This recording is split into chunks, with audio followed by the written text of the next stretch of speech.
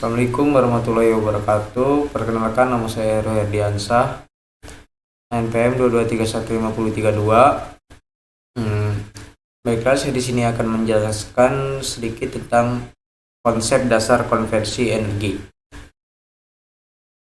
Energi adalah sesuatu yang diperlukan untuk melakukan suatu kegiatan. Dalam pengertiannya, energi ini bisa berarti sangat luas.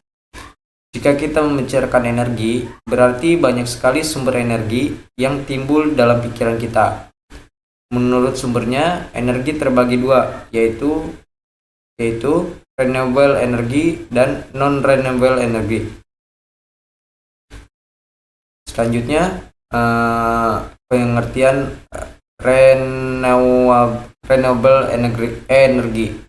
Renewable energy adalah sumber energi yang dapat diperbarui atau dapat dihasilkan kembali dalam jangka waktu yang relatif tidak lama. Contoh air, angin, sinar matahari, dan lain-lain. Air merupakan sumber energi yang tidak terbatas. Ketersediaannya ini dikarenakan air mengalami siklus, jadi jumlah air yang ada di bumi ini tetap.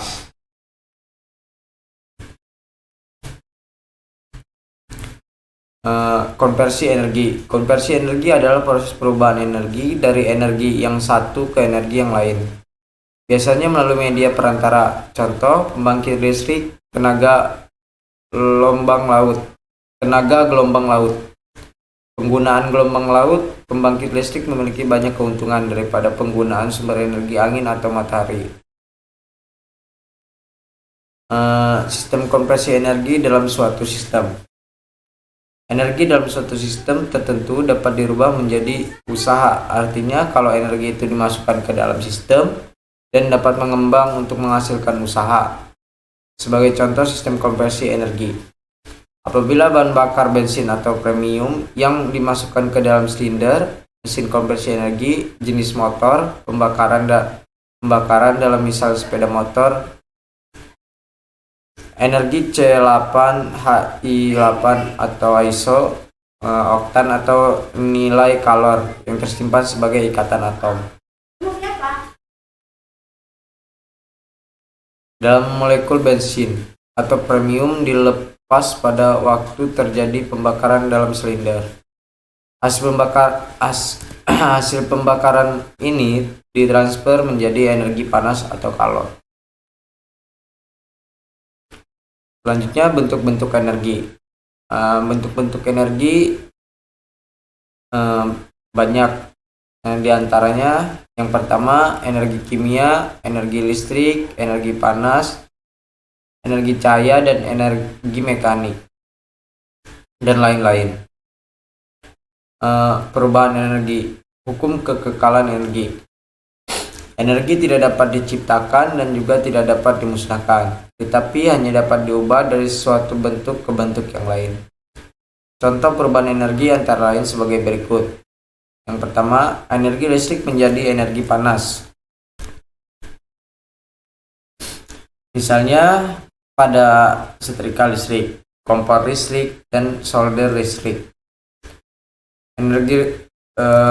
Energi listrik menjadi energi cahaya, misalnya pada lampu. Selanjutnya, energi listrik menjadi energi kimia, contohnya pada penyetrum atau pengisian aki. Dan energi cahaya menjadi energi kimia, misalnya fotosintesis.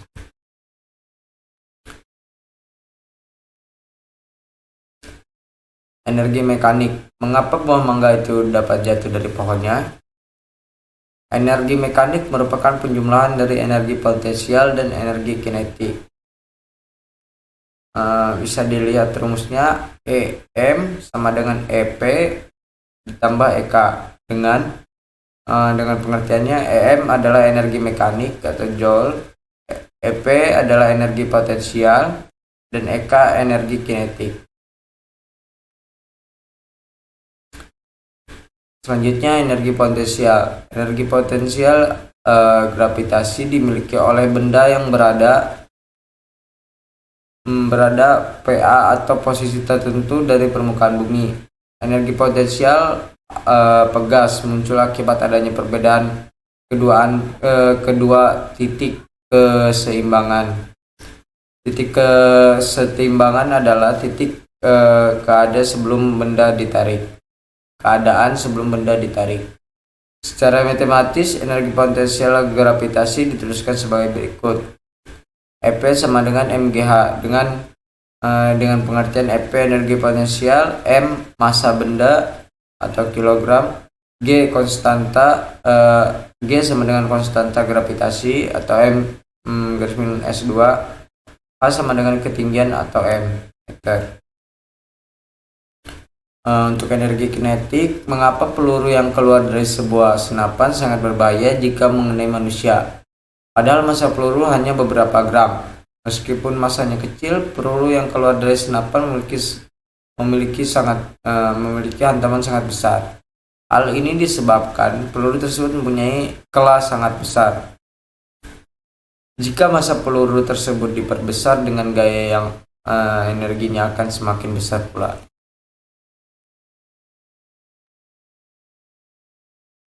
Energi apakah yang dimiliki peluru yang keluar dari senapan? Energi tersebut dinamakan energi kinetik. Jadi, energi kinetik didefinisikan sebagai energi yang dimiliki sebuah benda karena kelajuannya. Pada kasus peluru yang keluar dari senapan, dapat disimpulkan bahwa base energi kinetik bergantung pada massa benda dan kecepatannya. Hubungan antara usaha dan energi. Usaha yang dilakukan pada sebuah benda yang bergerak horizontal menyebabkan perubahan energi kinetik. Dengan demikian, besarnya usaha sama dengan perubahan energi kinetik benda secara matematis ditulis sebagai berikut. W sama dengan EK. W sama dengan EK2 kurang EK1 dengan W sama dengan usaha. EK sama dengan perubahan energi kinetik. EK2 sama dengan energi kinetik akhir. EK1 sama dengan energi kinetik awal. Usaha yang dilakukan oleh gaya gravitasi bumi atau benda yang bergerak partikel sama dengan perubahan energi potensial gravitasi secara matematis ditulis sebagai berikut. W sama dengan A EP, W sama dengan EP2 atau EPL, W sama dengan MgH2H1 dalam kurung 10 kurang 9 dengan W sama dengan usaha atau joule. Perubahan energi potensial EP1 sama dengan energi potensial awal, EP2 sama dengan energi potensial akhir.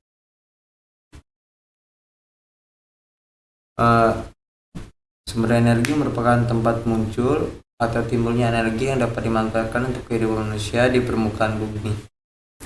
Sumber energi dapat dibedakan sebagai berikut. 1. Berasal dari bumi atau terestrial. 2. Berasal dari luar bumi atau ekstra terestrial. 3. Berdasarkan sifatnya. Sumber energi fosil. Energi fosil tersimpan dalam bentuk bahan bakar minyak, batu bara, dan gas. Bahan bakar ini berasal dari fosil yang telah terbenam dalam perut bumi miliaran tahun yang silam. Ada yang mengatakan minyak dan gas berasal dari fosil-fosil binatang laut dan binatang darat. Sedangkan batu bara dari fosil-fosil kayu. Bahan bakar fosil ini diperoleh dengan jalan menambang dari dalam perut bumi. Minyak dan gas melalui pengeboran, sedangkan batu bara diperoleh melalui penggalian di permukaan atau dalam tanah.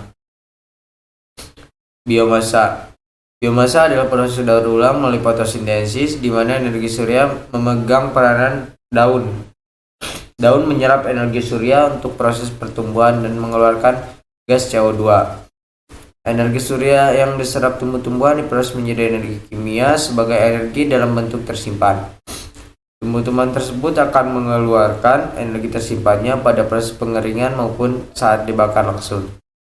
Dapat pula melalui proses untuk menghasilkan bahan bakar yang cukup potensial, seperti etanol, metana, atau gas lainnya. Cara konversi energi biomasa. Konversi dengan cara pirolisa adalah konversi biomasa di mana biomasa terurai karena proses panas menjadi unsur karbon atau arang, air, beberapa jenis senyawa hidrokarbon, dan berbagai jenis gas. Tujuan konversi ini adalah mengubah biomasa menjadi arang, dan selanjutnya arang yang dihasilkan digunakan sebagai bahan bakar untuk berbagai tujuan atau dimanfaatkan untuk non-energi, misal untuk bahan bakar industri, obat, dan kosmetik. Cara konversi energi biomasa. Konversi dengan cara mikrobiologis adalah konversi biomasa dengan menggunakan jasa bakteri untuk menguraikan atau mengubah biomasa menjadi bentuk bahan bakar yang lebih menguntungkan. Contoh konversi dengan cara ini antara lain adalah pembuatan gas bio dari limbah biomasa, sampah, tinja, kotoran ternak, limbah pertanian, dan lain sebagainya. Dan pembuatan etanol dari bahan pati. Pada pembuatan gas biomasa dalam digester diuraikan menjadi metan atau C4 dan berbagai gas lain dan air. Sedangkan pada pembuatan etanol dari bahan pati, biomasa dengan kadar pati tinggi difermentasi menjadi etanol atau alkohol. Gas bio atau biogas. Gas bio atau biogas adalah sumber energi yang bersih dan murah.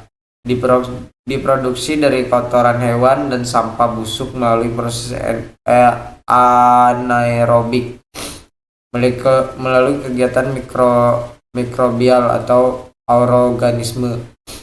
Gas yang diperoleh mengandung 20% gas metan. Pada prinsipnya, teknologi anaerobik adalah proses dekomposisi atau penguraian biomasa, residu atau sampah secara mikrobiologis dalam kondisi anaerobik tanpa oksigen. Air adalah sumber energi yang dapat didaur ulang, yang dapat dibedakan menurut tenaga air atau hydropower. Suatu energi air penggerak turbin bergantung kepada energi potensial air pada suatu ketinggian tertentu. Energi potensial air dikonvermasikan menjadi energi mekanis melalui sebuah turbin yang kemudian dikonvermasikan kembali ke dalam bentuk energi listrik melalui generator listrik. Energi gelombang laut merupakan sumber energi yang berasal dari gelombang laut yang dikonvermasikan melalui sistem mekanisme torak yang bekerja melalui maju mundur mengikuti irama gerak gelombang laut. Beberapa sistem energi gelombang laut sedang dikembangkan dan akan menjadi alternatif untuk menghasilkan energi listrik.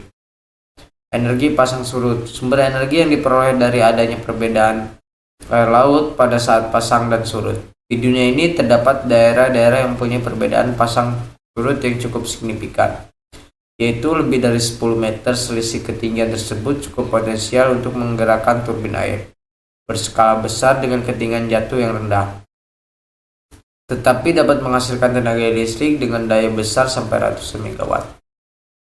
Energi angin merupakan sumber energi yang didapat dari perbedaan tekanan di permukaan bumi sehingga terjadi aliran udara atau angin.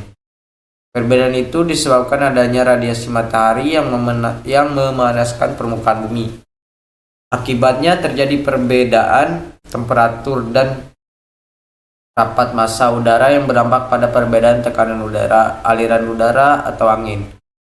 Tersebut dapat dipercepat dengan adanya perputaran bumi pada porosnya dengan kecepatan putaran konstan. Energi panas bumi merupakan energi terestrial yang berlimpah adanya dan dapat dimanfaatkan sebagai pembangkit tenaga listrik. Tenaga panas bumi. Secara alami, temperatur bumi meningkatkan 30 derajat Celcius pada kedalaman setiap kilometer kecuali yang dekat dengan gunung berapi yang aktif, di mana aliran magma yang panas dapat muncul ke permukaan bumi dengan panas yang mencapai 250 derajat Celcius. Temperatur panas bumi pada kedalaman 25 km dari permukaan bumi dapat mencapai 750 derajat Celcius. Secara ekonomis, kedalaman yang ideal untuk eksplorasi sumber panas bumi adalah kurang dari 10 km dengan temperatur kerja 150-300 Celcius. Energi panas bumi yang berada lebih kurang dari 10 km dari permukaan bumi berdasarkan estimasi mampu memberi sistem energi panas dengan kapasitas produksi 200 MW selama 10.000 tahun. Energi panas bumi di daerah Kemajang, Jawa Barat berkapasitas 190 MW. Energi surya merupakan energi yang berlimpah ruah, bersih, bebas polusi, dan tidak akan habis sepanjang masa. Energi surya adalah energi di luar bumi atau ekstrak terestrial energi yang dapat dimanfaatkan melalui konversi langsung, seperti pada fotovoltaik, dengan secara tidak langsung melalui pusat listrik tenaga surya. Konversi tenaga surya. Ketika sambungan semikonduktor ini terkena cahaya matahari, maka elektron mendapat energi dari cahaya matahari untuk melepaskan dirinya dari semikonduktor dan daerah deplesi maupun semikonduktor. Terlepasnya elektron ini meninggalkan hole pada daerah yang ditinggalkan oleh elektron yang disebut dengan fotogenerasi elektron hole. Elektron hole atau photogeneration yakni terbentuknya pasangan elektron dan hole akibat cahaya matahari. Baiklah, mungkin itu saja yang dapat saya sampaikan. Saya akhiri, kurang lebihnya saya mohon maaf. Saya akhiri, terima kasih. Wassalamualaikum warahmatullahi wabarakatuh.